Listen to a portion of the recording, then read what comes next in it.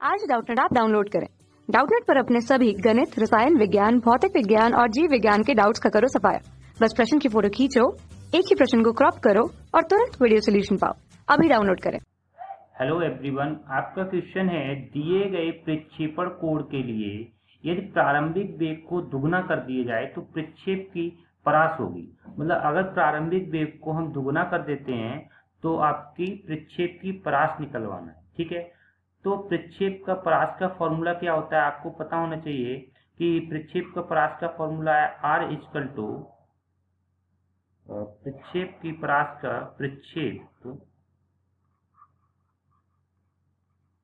प्रक्षेप की परास हम R से रिप्रेजेंट करते हैं, R से दर्शाते हैं, वो होता है U square sine 2 theta upon G। ठीक है, ये मतलब R का फॉर्मूला हो गया आपका प्रक्षेप की परास का।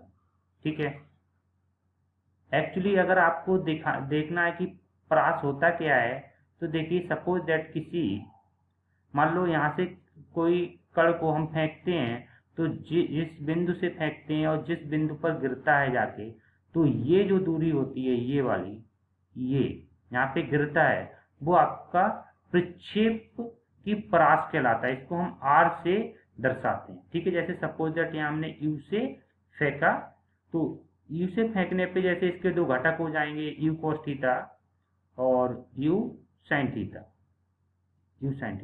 इसकी इसमें जरूरत नहीं है U sin थीटा, लेकिन बस इसमें हमको ये बताना था, और ये एंगल कितना थीटा। ठीक है, तो हमें ये बताना था इसमें कि मतलब प्रक्षेप परास होता क्या है।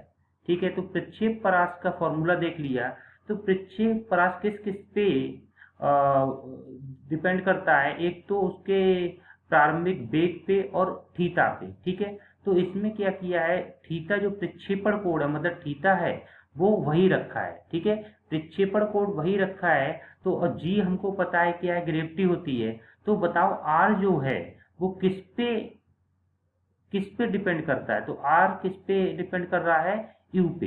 मतलब आर जो है किस पे निर्भर है, तो आर यू पे निर्भर है, मतलब प्रारंभिक वेग पे, क्योंकि उसने दिया है प्रक्षेपण कोण दोनों का क्या है, सेम है।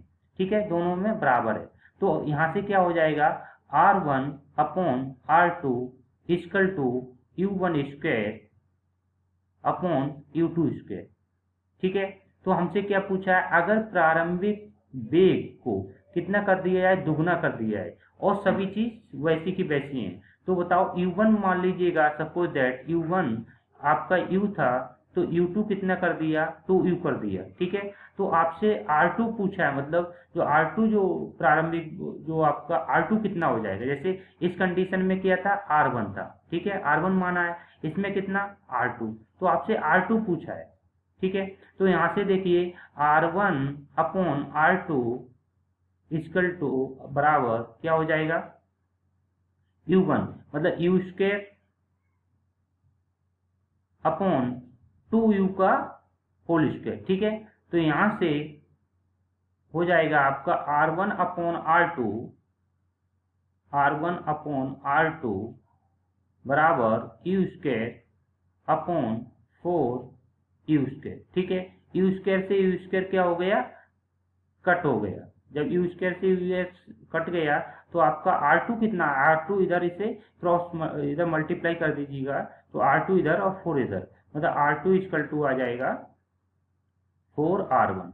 मतलब क्या हुआ, 4R1, तो 4 और R1 मतलब जो प्रक्षेप परास है आपकी वो कितनी हो जाएगी, 4 गुनी हो जाएगी के पहले से। ठीक है, मतलब जब U था तो U से जब आपने 2U कर दिया तो इसकी जो प्रक्षेप परास है वो कितना हो जाएगी, 4 गुनी हो जाएगी, मतलब 4 गुना। ये आपका उत्तर हो जाएगा। ठीक है, थैंक यू।